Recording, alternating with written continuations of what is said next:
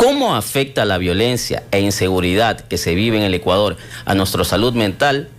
Es la interrogante que vamos a abordar esta mañana, precisamente con nuestro segundo invitado, a quien vamos a darle la bienvenida, al magíster y psicólogo Emilio Carrillo, quien es docente universitario de Psicología Clínica de la Universidad UID de Guayaquil. Mi estimado Emilio, bienvenido. Mucho gusto. Es bueno estar acá y hablar de un tema tan importante. La salud mental es un tema que hay que abordarlo con la seriedad del caso. Hay niveles muy altos ahora de afectaciones mentales. Y es la pregunta de esta mañana, ¿no? ¿Se podría basar en lo que estamos viviendo día a día los ciudadanos? Mira, hoy en la actualidad tú te vas a encontrar con personas que te dicen, siento angustia y no sé por qué. Me siento como estresado o tengo un estado como de ansiedad que no entiendo por qué. Pues tenemos que comenzar a ver el estrés como uno de los elementos por los cuales las personas se sienten así. Y si el estrés tiene como base el hecho de la inseguridad, porque hoy por hoy tú sales a la calle y tienes que tener un conjunto de preocupaciones que antes no tenías, o estás en tu casa o escuchas que hay bala, robo, secuestro, entonces la gente va acumulando estrés y por consiguiente va a tener afectaciones a su salud. Mi estimado doctor, el hecho de realizar las actividades diarias ya se nos complica a los ciudadanos. Un ejemplo, ir a hacer las compras, ir a un mercado, al supermercado, el salir de nuestro propio domicilio. Sí, de alguna manera, si uno tenía que pensar antes en, bueno, ¿qué te genera estrés? Tú tenías el trabajo, es decir, tus preocupaciones de la familia, la economía, ¿no? Pero hoy por hoy está en el hecho de salir a la calle, como tú dices, a hacer las actividades diarias o de la vida cotidiana, pero además de eso, también en algunas personas este estado ha hecho que si tiene depresión, pues esta se vuelva mucho más compleja, que si tiene indicios de ansiedad, pues aparezcan otro tipo de circunstancias de salud mental que afectan la cotidianidad. Por eso las personas muchas veces están más violentas, por eso las personas también de alguna manera sienten un estado de ánimo bastante decaído, sin interés, y cuando incluso tú en tus actividades de esparcimiento, de recreación, que son las que de alguna manera te ayudan a sostenerte en bienestar, cuando estas también se ven afectadas, porque por ejemplo en el caso de los niños no pueden salir a jugar, hay eventos donde la gente está jugando pelota y la gente termina muerta, entonces son tipos de situaciones que te pasan por la cabeza y te generan una preocupación, tienen una incidencia en lo emocional. Claro, como bien lo menciona mi estimado, la irritabilidad. Ahora vemos muchas personas agresivas, muchas veces hasta sin causas, no infundadas. Y la contraparte, que es la depresión, que entendemos que en niveles altos pues puede llegar a quitar una vida.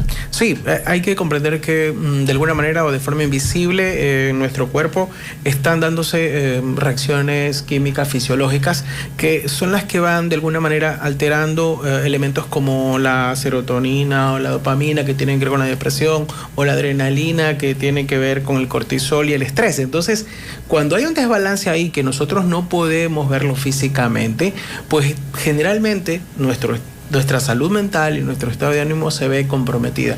Y ahí es importante pues también que podamos asumir cómo resolver el problema desde la salud mental, que podamos hacer y pensar respecto a comprender esta dinámica que también ha estado fuera de la salud. Porque lo hemos visto o lo vemos siempre cuando tiene que ver con la psicología o con la mente como algo muy privado, muy de consultorio, muy de que ocurre en términos de una relación paciente-psicólogo. Claro, pero hay que ya abordarlo de frente, ¿no? De manera amplia, en todo el contexto de la sociedad, por lo que estamos viviendo. Porque la situación en el país está ahí, está presente. Entonces tenemos que buscar las formas en que cada uno de nosotros abordemos esta temática, abordemos los temas de salud mental. Repito, es algo muy importante. Sí, hay unas orientaciones que son principales dentro de la Agenda 2030 cuando tiene que ver a salud mental.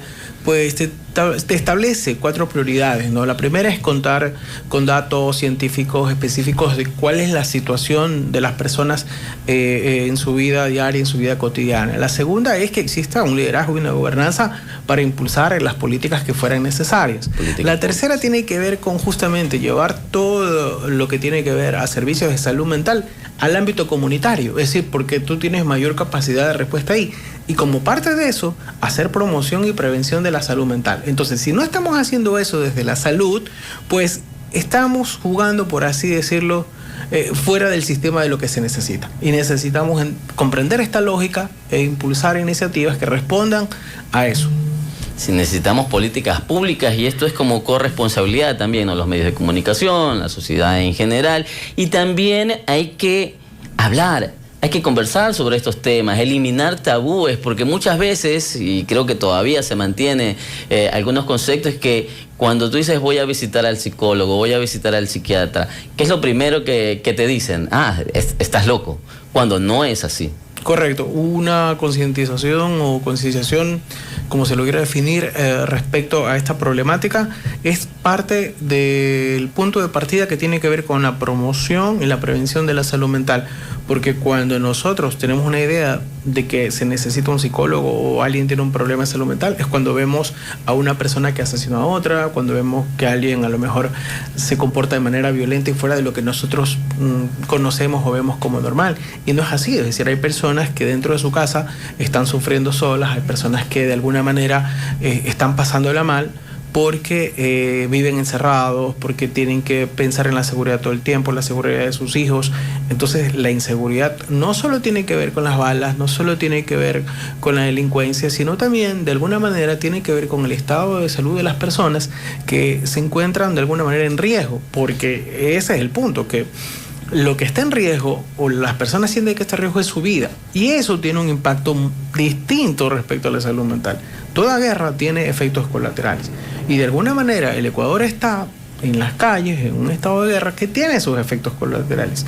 Uno son las personas que han muerto de manera violenta por estar en un lugar inadecuado y que no tiene nada que ver, pero la otra es toda la afectación que de parte de la salud mental las personas tienen en sus hogares o en su vida cotidiana.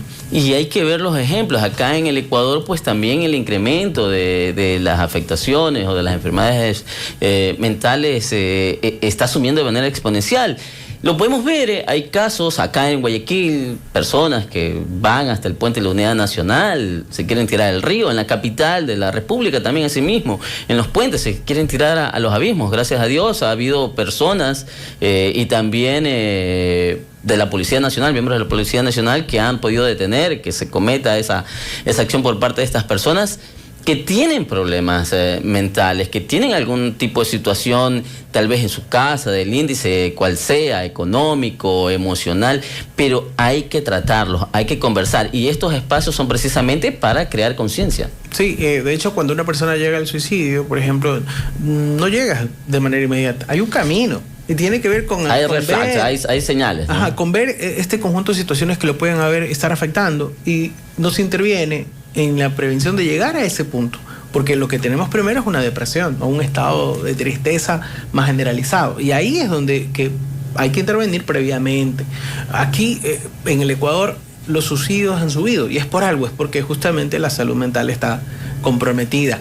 Es verdad, en Quito la gente más busca los puentes y se lanza, porque aquí no hay muchos, pero tenemos que tomar conciencia, tomar iniciativa, comenzar a responder de manera técnica y comenzar a tener políticas públicas que funcionen para efectos de garantizar la salud mental de todos.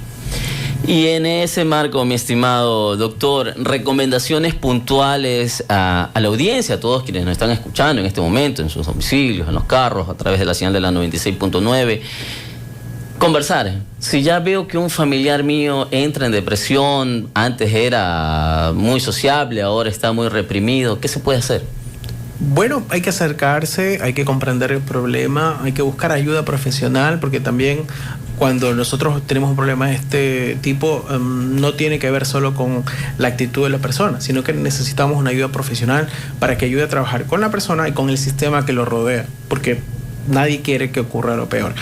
Yo creo que también las universidades tienen un rol fundamental respecto a formar a los profesionales, pero también a construir estas respuestas técnicas de investigación que permitan tomar decisiones. Entonces creo que ahí también desde las universidades, la academia, pues existe las puertas abiertas para efectos de impulsar y promover políticas que funcionen y que sean una respuesta que responda a la necesidad de las personas. Y a toda nuestra querida audiencia, en el caso que estén pasando por alguna situación complicada dentro de su vida, la recomendación también es hablarlo, ¿no? Hablar con tu pareja, con tu esposa, con tu familia, con alguien cercano, porque de eso depende mucho, tal vez, una mala decisión que se pueda tomar a posterior. Pedir ayuda siempre es como la salida para poder resolver el problema. Sin embargo, pedir ayuda puede ser difícil, porque sentimos vergüenza, porque nos da miedo, porque no sabemos cómo afrontar, o porque no confiamos tal vez en la persona que nos ayude y necesitamos buscar a alguien adecuado. Entonces, no es fácil y tenemos que hacerlo.